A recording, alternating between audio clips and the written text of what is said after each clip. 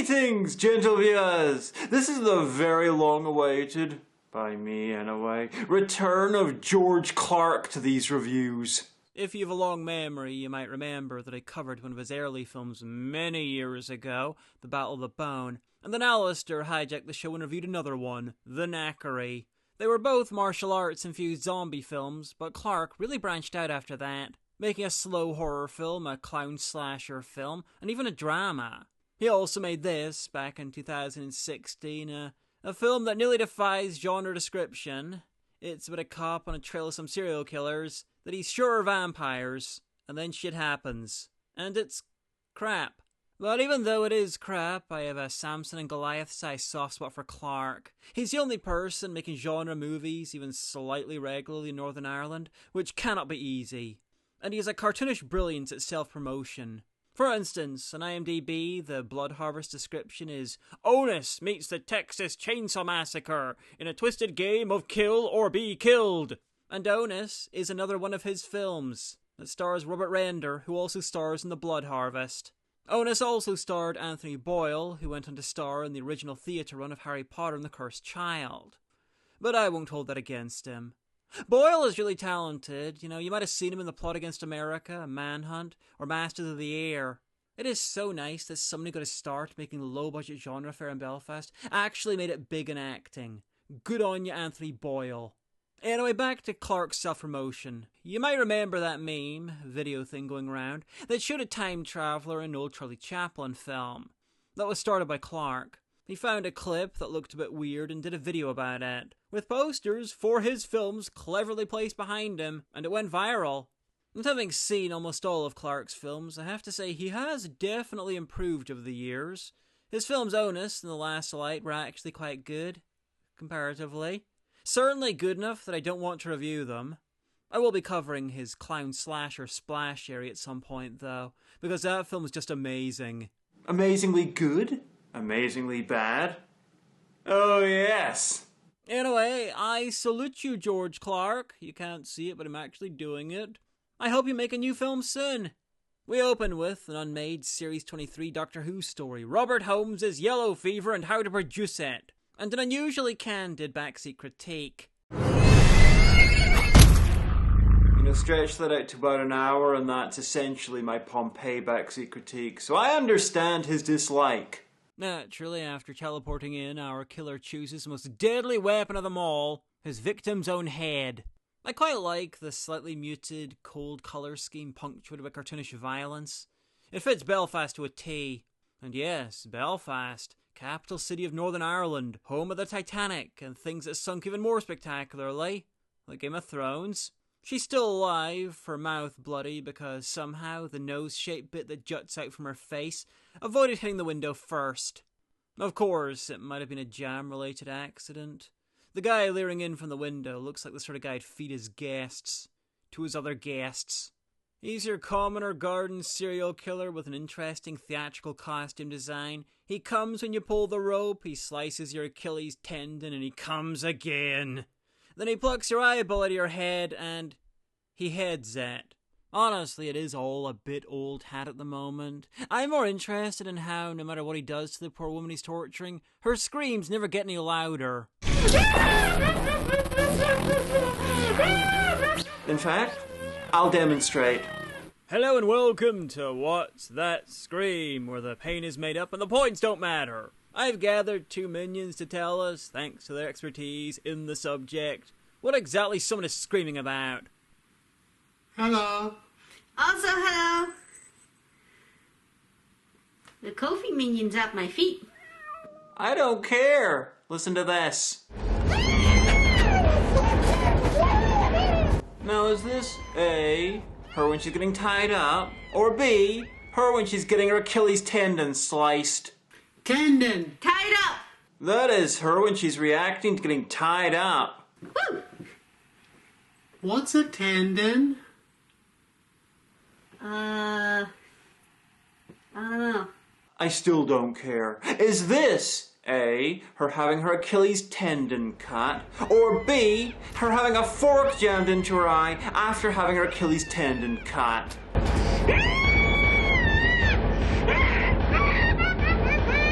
Tendon. Oh, eyeball! The eyeball! No, I'm sorry. That's the sound you make when you shoot yourself in the stomach. Oh.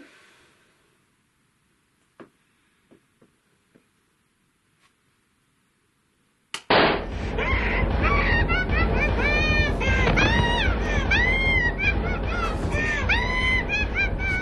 that mean I win? No.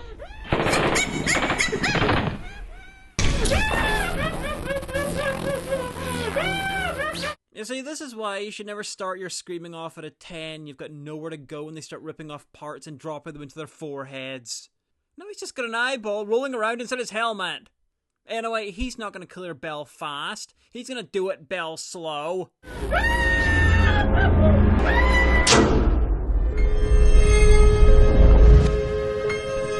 Okay, what fucking idiot ordered the Wild West font?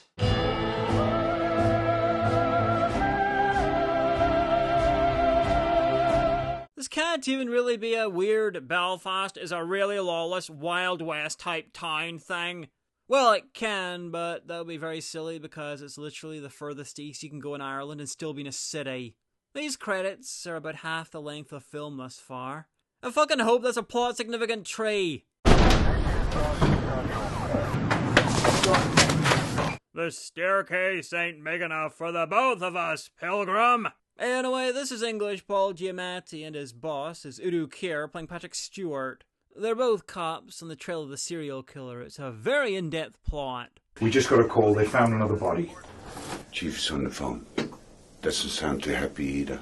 Some people might think it's weird that a Northern Irish film set in Northern Ireland and filmed in Northern Ireland would choose to cast an English guy and a Dutch guy as the main cops, but I think it's genius. You see, the English guy has a ponytail and the Dutch guy's bald, so if you put their haircuts together, you get an actual average Northern Irish cop.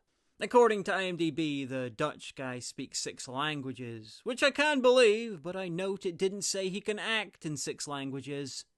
I had down to the body. I will fuck life in the gallbladder as soon as I have some more Prozac. Alright, I'll meet you there. Anyway, the English guy is our lead. It could be worse with his hair, beard, fashion sense, and cuddly frame. He reminds me of Teddy before he discovered self-respect. Miss Twist, my ears are burning. Good. Relight the torch. Oh no, not again. Anyway, the constantly off-screen chief is having exactly none of our leads shat. It's just a theory, Chief. Well, it's a shit theory, Jack. I was expecting a lot more from you, to be honest. Possibly because he lost the main character job to an immigrant. Right, that's it, Jack. You're off the case. No more. Wait, what? I hope he realizes that a gun is a very dangerous thing to try and take away from someone in Belfast. So we've a loose cannon cop with a fractious relationship with his boss who's been threatened with the loss of his badge and gun. It's like the makers watched so many American cop films for inspiration, they forgot what country they were in. Which maybe explains the credits. You know, a bit. Some John Ford got mixed up with the Lethal Weapon films. Frankly, I am amazed that they didn't try to work in the angry black police chief trope and have him be played by a pint of Guinness. You know, you think about the married bush, you better get down the beach, go down the beach, you know, you take the chicken off the back, you stick it out. Well, see if this is clear enough. Give me your badge. That joke's a reference to the time Tin Lizzy singer Phil Lynott was asked what it was like being black and Irish, and he said to go ask a pint of Guinness. It's just a theory, Chief. Well, it's a shit theory, Jack. So what was that all about? Drama, but beyond that, the lead is sure that the serial killer, who we've already seen slicing people, maybe eating eyes and getting weirdly lip-sending screams from people, is actually a vampire. This is definitely vampires. I got nothing. You got me, mistress.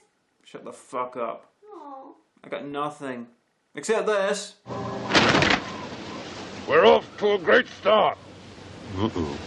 This is bullshit. I worked my ass off for you, and you can't get your tiny little Christian mind out of a book of fairy tales. You see, your stupid Christian minds. Stupid!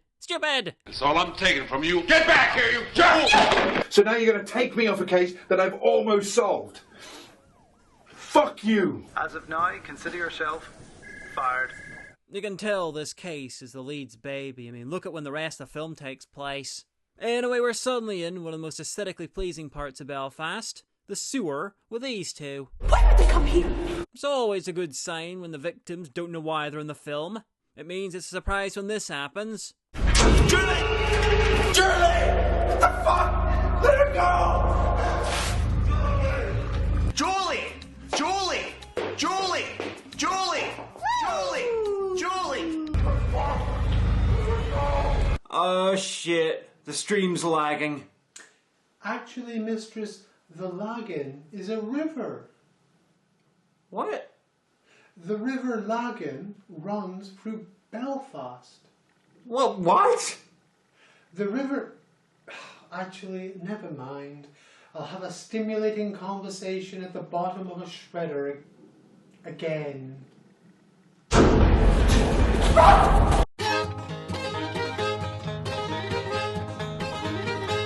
I'm quite enjoying this approach to victims, honestly. They turn up, have no idea why they're there, die painfully, and are not mourned. Kinda reminds me of the Friday the 13th franchise. This is so cliche. That was meant to be a joke about how Jason's victims are scripted, but it also works for most of the cast. But still, that's me clapping politely for this line. It's like some Hollywood horror movie where two people find themselves in an abandoned tunnel system and some run into some freak show psychopath who murders for fun because he was raped by his dad and married his mom. Penetration!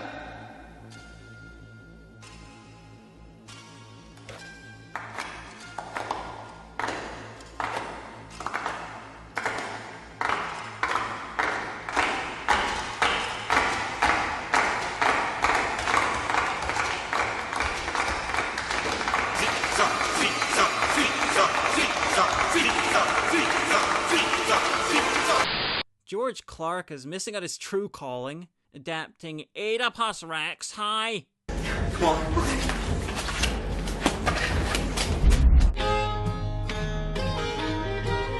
Oh shit, the film's lagging again. Oh, wait, now I get it. I'm glad you're dead! Oh no, a moderately sized fence, they're doomed! Oh, okay, well he's doomed. What I like about this is that the killers are smart enough to hide in people's blind spots. The darkness right behind them. Oh, Mike! Mike, I've forgotten how to kick fences! Oh, it's okay, you can also open them with your hands. Oh no, I didn't think this through! No, I don't want to cast aspersions in anyone, but it's fun, so I will, so... This is shit! Oh, very clever. Keep using the same sound effects, and maybe we'll imagine better ones.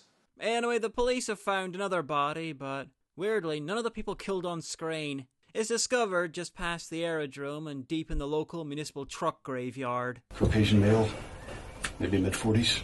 My God, is it one of us? No, too much hair. I checked. More like Caucasian male, maybe Elvis impersonator. Anyway, there's been 39 killings so far. Number 39. In a row? Which would put this in the top 20 serial killings in human history. And these two are the only ones in the case ever since the lead was shit-canned for thinking that the killer's a vampire.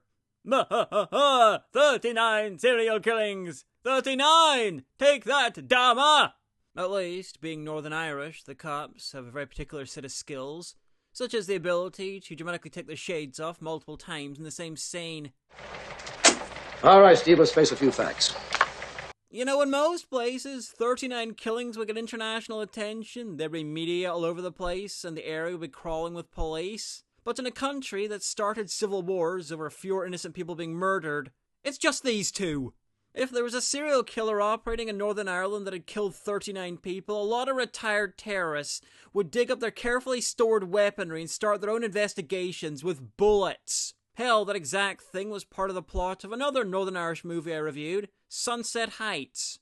And then in Sunset Heights, it turned out that the killings involved an elaborate Weekend at Bernie's scenario, designed to convince people that the killer was a ghost. So, Blood Harvest, well done.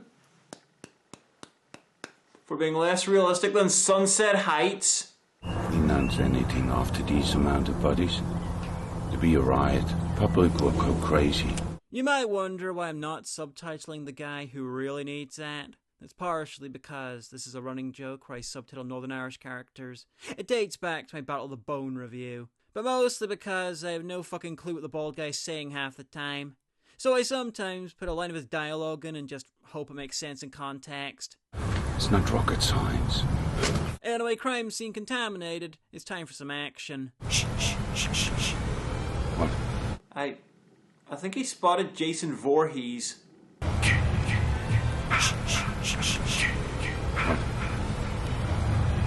Unless it's Friday the 13th, part 1, or maybe 5, you're gonna need more than that BB gun to take them down.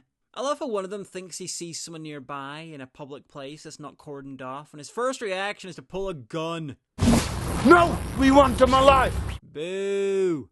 A pointless extended running scene that ultimately means nothing. I've missed you, George Clark.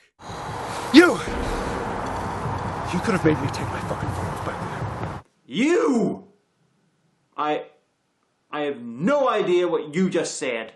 Anyway, in a shocking twist, it turns out that they were chasing the camera. Maybe this is why he does so many running scenes. His equipment keeps trying to escape. Anyway, we're soon following another victim in another pointless running scene. You ruined it, George. The moment's gone. You were too eager. Meet our killer, again, Lord Buckethead of Beans. She looks really confused by why the screen went red. Possibly because earlier it happened as a sign of violence. She might even want to compare this to Suicide Squad editing, the bad one, where they establish Captain Boomerang's unicorn, reinforce, and then on second thoughts, who gives a fuck? Anyway, he's about to, well, actually her and explain that it also happened in this shot, when she just runs off. Anyway, after a bit of a runaround, as in she runs in a circle and gets captured by the evil steampunk Jagroth, who didn't move. You know, between spying on the cops, the standing around in the woods in his helmet, and the driving around in the country's only matte black 1950s car with no license plate, I get the feeling he's getting really bored with not being caught. I agree, movie. Being arrested is much more fun than continuing to be involved in this. The sad thing is, that's actually a really cool looking mask. It's just ridiculous that he's wearing it while driving around or standing in the woods scoping out victims. And the obvious can of beans sticking at the front is just hilarious. It's like a Dadaist joke about creatively smelling your own farts. And somehow the mask isn't the most baffling part of the design. I don't know if the Sub-IT Crowd t-shirt makes him more or less scary, but it's definitely making him more confusing. But that might be the point. Sometimes it's very hard to tell if something's shit or just weird.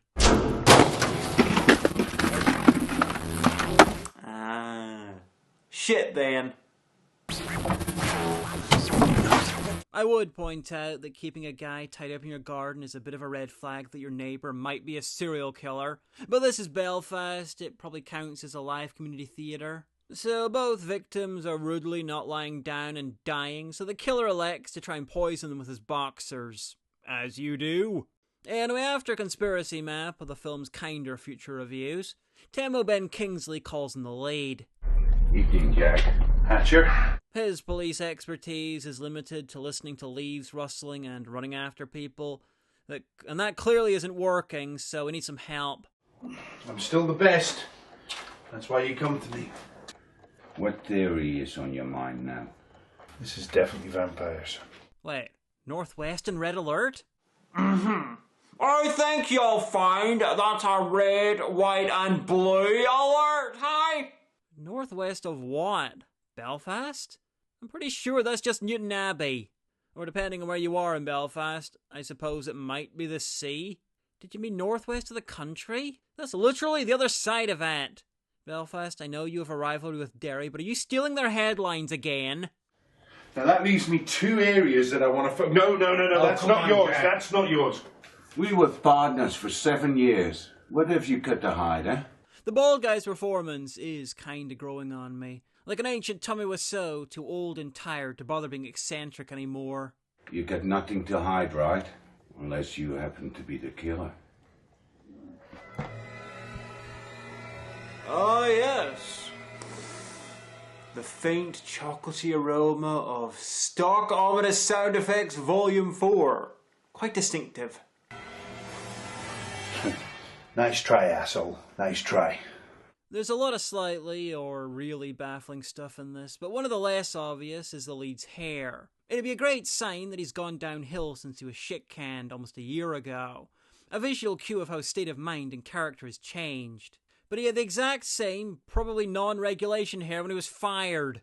Anyway, the Vulture mentions that the death toll has reached 39. Found another one. Number 39. In a row? And hilariously, the lead is less angry about that than the bald guy messing with the file he put together to challenge his sacking. No, that's not yours. Jack. That's not yours. I'm trying to compile up some paperwork to go against my unfair dismissal. When the only reason he was fired in the first place is because he put his obsession to solve the serial killings over his job. And you can't get your tiny little Christian mind out of a book of fairy tales, so now you're going to take me off a case that I've almost solved. Fuck you! Now that is character development, cunningly disguised as a guy doing the exact opposite of what he did last time we saw him. But someone in such a position can't be spouting off fantasy theories on one of the biggest murder cases we ever seen. I guess someone can, 'cause he did. Also one of? This serial killer almost tripled the annual murder rate of the whole fucking country! Joking aside, we will need you on top of this. Who's joking? I fucking checked. 17 people were murdered the year they made this. Anyway, with his partner gone, the lead gets down to crack the case once and for all, via the time-honored police methods of sitting down, adding whiskey to his coffee, and staring intently at a wall. I can't help but think he'd have more chance finding the killer if he just went for a walk, because, as was demonstrated by the scene in the park, he would. Anyway, the killer and one of the victims have reached a very special part of the relationship. Being stripped mostly naked, slicing the Achilles tendons, and a meal of freshly barbecued shoes. I think he'd prefer a nice casserole. No casserole for you! The victim's moving slowly, reacting to things seconds after they happened, and has a distant, glassy look. I think he's been drugged, but because they didn't make that clear, it just looks like it's terrible acting. Oh, wait, he might have been jenkumed. Well, of course, they cut back to the lead, still doing 3 of his favourite S's, sitting, staring, and sipping, with the background music from the previous scene slowly fading. Making it sound like the murder's happening just outside. Which, to be fair, it might be. They never established where anything is happening, and Belfast isn't that big. This shot is both over and underexposed, just like George Clark's career. Anyway, after making a major breakthrough and working out that he can stare, sip, and stand, the lead works out what to do. Notice the "must investigate this area" post-it on his big board of crazy, and figures the scriptwriter must have put it there as a clue. Best case scenario, he wrote himself the note and stuck it there as a reminder before getting drunk enough to leave the house. Anyway, back with Flowers of Flesh and Blood, Belfast edition, the killer decides to drop the mask that makes him look like an unusually distinguished Mad Max extra. Fuck off! Fuck off! Leave me alone! Well, that's one way for Aidan Gillen to distract everyone from what happened to Game of Thrones. Chaos isn't a pit. It's a pipe that you hang people off to eat their nipples. Nah, that's Alan Crawford, who you might remember from Battle of the Bone and the Knackery, but let's be honest, you probably don't. Fuck off! Sick! Mentally ill! That is possibly the most offensive depiction of a special needs person outside of the rest of the film. At least it worked out why he gets less attention when he goes out in the mask. The big question now is, who in Doctor Who does the victim think he looks like? Fuck off! Doctor Who looking cop! If you have an idea, please leave a comment. The crueler the better. The leads arrived at this patch of nowhere and, where did the angry atheist cop get that holy water? Your tiny little Christian mind. Or is it like drugs? The first hit is free, but once he gets hooked, he needs to get baptized. Anyway, movie, if you're gonna have a main character who is so convinced that the serial killer is a vampire that he destroys his career and starts making homemade garlic juice, then maybe you should have had the serial killer do anything that vampires do. Because you're not setting up the shocking twist that they're not actually vampires. Your hero's just a nut. It's like a Steven Seagal movie and the main character is Steven Seagal. I'm gonna take you to the bank, Senator Trent. To the blood bank. They're deliberately cross-cutting between him investigating and the torture scene to make us think that he's about to get the drop on them. Sorry to spoil the film, but Mr. The Post-it Note gets what the Post-it Note wants didn't locate the killer. So all this careful cross-cutting that looks like the killer is staring at the cop as he stalks around his land, somehow not turning his head slightly and noticing the live murder going on, is for naught. The cop's wandering through a different bit of land, and the killer is staring at some sheep. Or maybe a tree. Or no, oh fuck, they're breeding.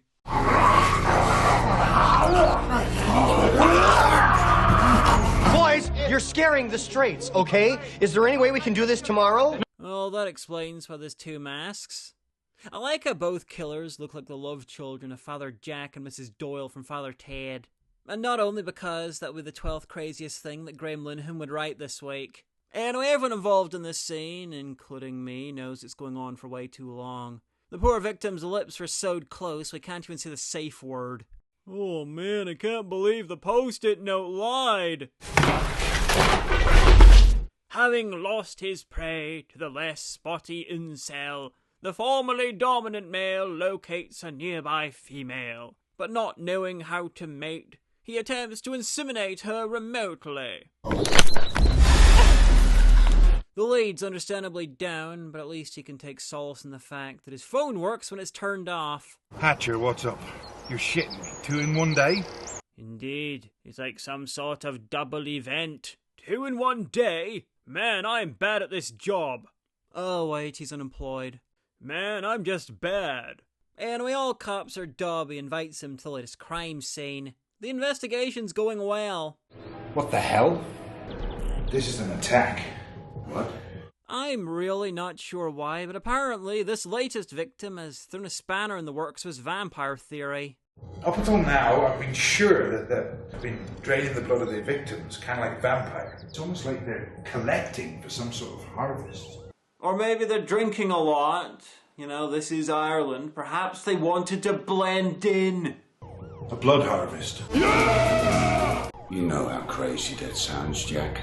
A blood harvest, where 2 offensive, minstrelish depictions of special needs people roam the city in masks, driving a matte black 1950s car with no license plate, and capture, torture, and murder dozens upon dozens of people, and no one notices but 2 incompetent cops and a guy who was fired from the force for being a borderline lunatic. You know how crazy that sounds, Jack. Thank you, detective. I am really confused with this scene. I mean, the sad narrative music I understand.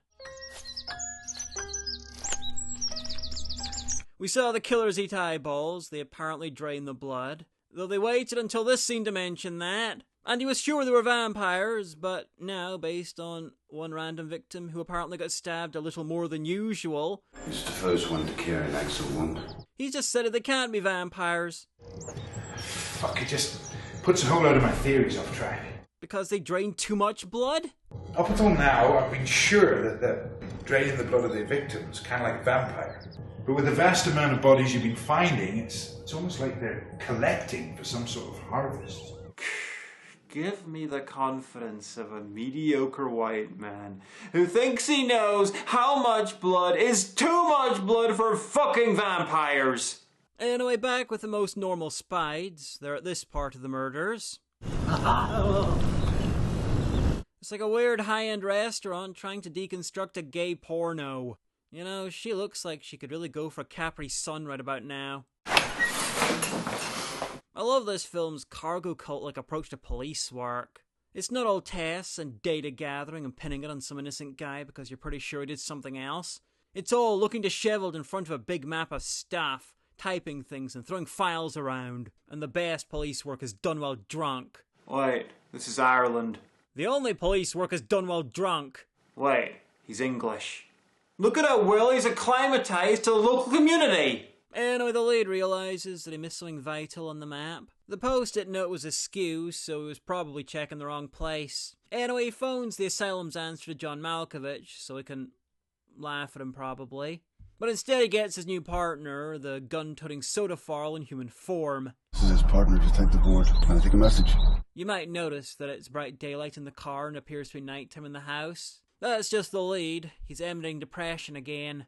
I fucking love the background to the car conversation. That building's wearing the Titanic Museum as a hat. Anyway, the lead's totally sure he's worked out where the killers are this time, and needs backup. I think I've pinpointed the killer's location. No way. Can you guys? We'll be there. Alas, the other cop doesn't want to see him embarrass himself even more. Who was that? Just the morgue. Someone's career died. Oh wow, the films of George Clark are so beloved in Belfast that they actually built a giant replica of his production company logo. Nah, they filmed this scene at the old Harland and Wolff shipyards, the home of the city's other greatest mass murderer. So back with the killers, the other one unties the woman in pink and drags her over to a hole, just in time for his brother to react with the expected amount of poise and decorum. To be fair, that is the average DUP reaction to just about everything. How does he function in society? Oh wait, he's an actor. He doesn't. The lead's on his way, but he's been delayed because he has to stop and Google how to lift a car barrier. And then gives up and walks the rest of the way. Yeah, keep filming. Otherwise we just assume he teleported in.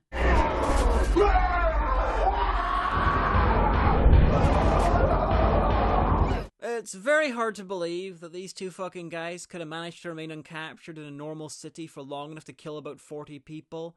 But I'd remind you that A, the police are fucking idiots, and B, it's not normal, it's Belfast. They break into pubs and lynch the glasses.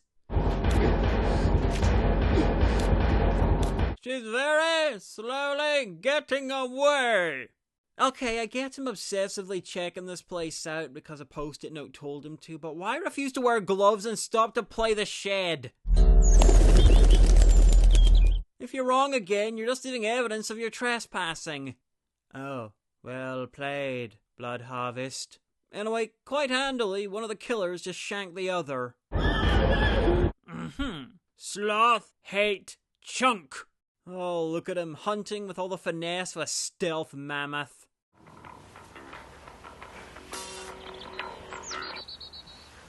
Hatcher.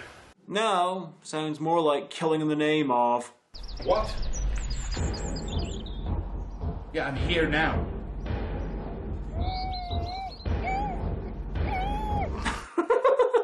Unfortunately, like many cops, he can't hear a thing over the Tetsu the Iron Man music. I phoned you up earlier, I spoke to your partner. Didn't he tell you? I'm at the killer's location. It's an old farm just off Andrews Hill. Yeah, well, hurry up. I'll move in slowly. You do everything slowly, Fat Man, the world's worst detective. Anyway, the lead's Yoda, in more ways than one, is taking being sent on a wild goose chase by his partner pretty well. It's a fair cop. Anyway, in the tunnels, things are definitely coming to a head. Hers, to be exact. The bits with the salty orbs for looking.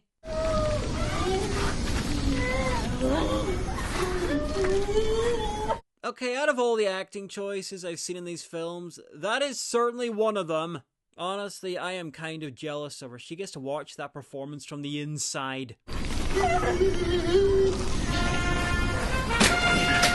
Fear not, citizens! I am here! I said, I am here! Well, that's probably the most realistic thing in the film. Followed closely by shooting the other victim. Step away from the goat now! And leaving her to bleed out. This is Detective Ponytail. We deliberately trained him wrong as a joke. He chases the surviving killer into a nightmare set and tries to a dramatic showdown with someone almost literally climbing the walls. So what are you, huh? Vampire? It's like trying to debate a panicky chimp. Do you speak English? I think that means he speaks redneck. While that's technically not English, it is, however, a nifty artistic representation of England's impact in Ireland. What the fuck are you?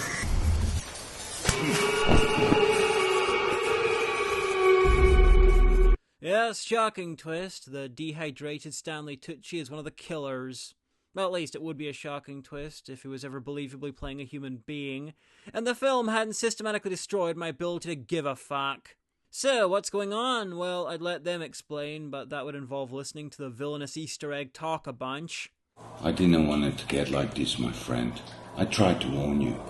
Many, many times. Yeah, they gave him a monologue.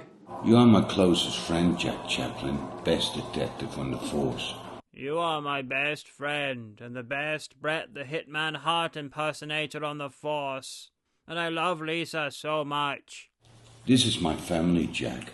The acoustics in that tunnel are amazing. It sounds just like a bathroom. Clearly, all that prep time wasted on setting up and keeping the candles lit in that wet hole worked. We are not vampires. Anyway, plot twist. I want you to spend a few seconds and try to predict what you think is going on. Time's up! Because you can't. It's the wrong kind of demented. So, what's going on here? Well, they're not vampires. We are not vampires. Nah, they're aliens. But we are not from this world. They are from Holland. I knew it. Oh, you fibber. Your deranged theories sound nothing like that. Yes. Yes, you did. And you, stop backing him up and start laughing at him.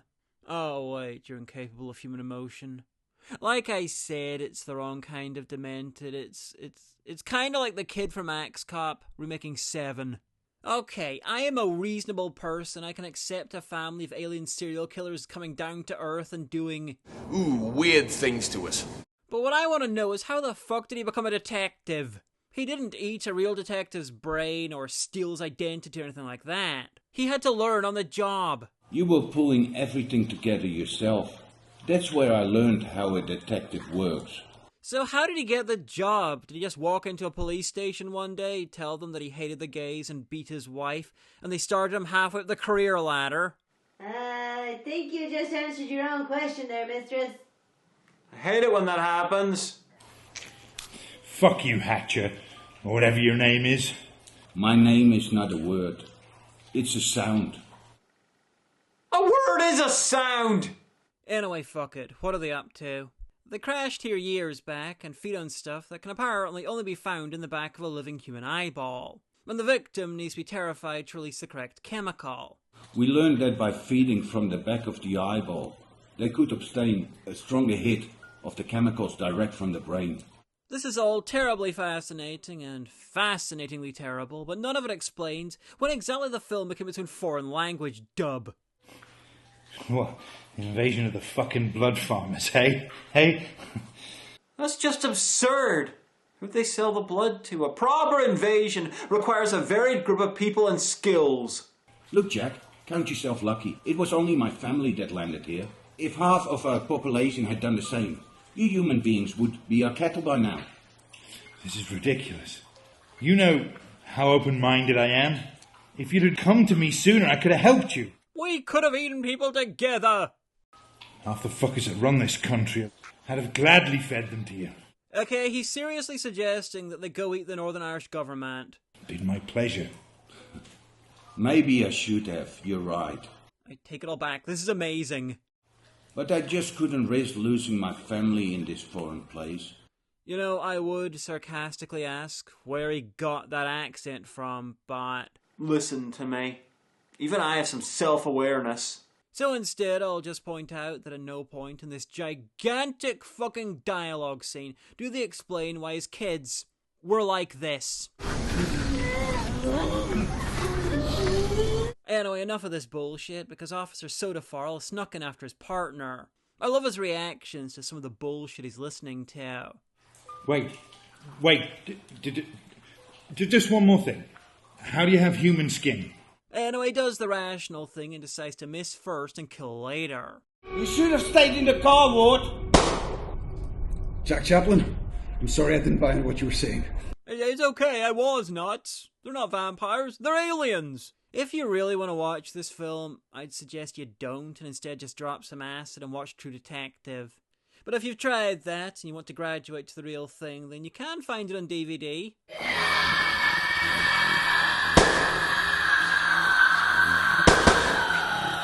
Anyway, time for a showdown. The lead versus his best frenemy, and Officer Soda Farrell versus the surviving killer. Nice of them to separate themselves off into lead and supporting characters like that. It makes it so much easier for the awards ceremonies to laugh and chuck their screeners in the bin. I'm trying to be nice here, Jack. I want to whisper supportive, positive things about you. While I slice your Achilles tendon, sew your mouth closed, rip your eye out, and drink your brains.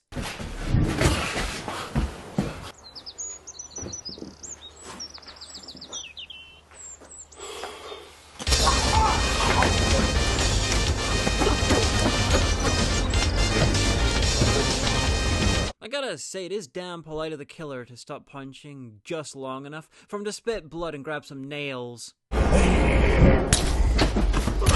Congratulations, your hand is now stabbed.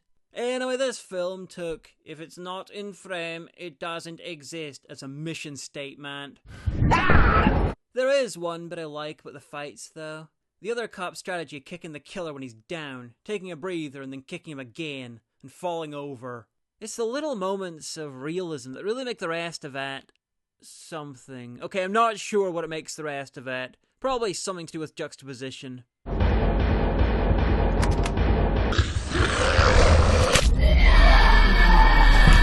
You know, I really hope that more handsome James Dreyfus was driving when his other kid died.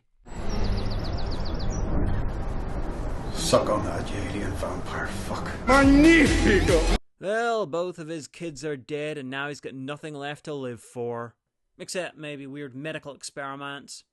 We would be hooked up to some machine for the rest of our days, so no thank you. But since he doesn't want to do that, he agrees to go down for the killings. Because underneath his murderous, bald exterior, he's just a wonderful alien dad who really tried his best for his maladjusted monster offspring. After finding out what you went through for your family, I'd say you're probably one of the best parents I've ever known. Call it the, Yondu rule. What he really gets out of this is the cop won't reveal that he's an alien. Though they might just work that out if anyone rips his human skin or if he's injured or starves to death because he can't feed. Though to be fair, he might just start regular prison riots to get access to new people to eat. You, Detective Hatcher, shall confess to the killings over all the years. And we promise never to reveal your secret. That's just... You know, I can't even be bothered to be with you anymore. That's just really stupid. I'm really not sure what else to call it. Just really stupid. It's technically much better than George Clark's other films that I've covered thus far. And it's not just a bunch of random running and martial arts, so that's good. But there's a unique kind of brainlessness to the whole thing. In fact, I'm pretty sure he was just taking the piss with that ending. Which I can totally respect. I actually find something weirdly likeable about this film. None of the performances are good, two are downright horrific, but it's just harmless gore for the most part. It knows what it's meant to be and it does that. It doesn't do it well, but that's another matter entirely. Would I suggest you watch this? Well, maybe as a curiosity, if you want to check out genre fare from parts of the world that don't usually produce it. Beyond that, no, not really. Clark's not made anything for a while, but I'm hoping he gets back on the horse soon. While none of his films are really good, they're all interesting, they're not goodness. And some are definitely better than others. I'm the Amanda Hagan. I have to live with that every day. Yeah, well, so apparently I do now, because you're forcing me to watch you every time you do this. Chains got Cameron to the wall, cuts off his cock and leaves his balls. The will to live is draining from his eyes. Someday she will find him, and tears of blood he'll cry. After dear Amanda Hagan kills that guy. Someday she will find him, and tears of blood he'll cry. After dear Amanda Hagan kills that guy. Thanks for watching the review. And if you enjoyed it, please feel free to subscribe, or if you want to support the show, you can head over to patreon.com/DeamonDeHagen. There you can get early access, see exclusive videos, make requests, and join the Discord. If you're already a patron, then thank you for the support. And leave a comment if you like. YouTube likes it when people talk.